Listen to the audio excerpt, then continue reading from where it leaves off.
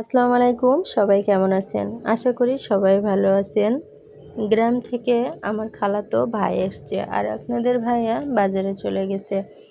বাজার থেকে শসা, টমেটো আর মুরগি কিনে নিয়ে আসলো। আমার ভাই আবার খাসির মাংস, গরুর মাংস খায় না, এজন্য মুরগি আনলো। আমার ভাইয়ের শরীর অসুস্থ, শহরে এসছে ডাক্তার দেখাতে।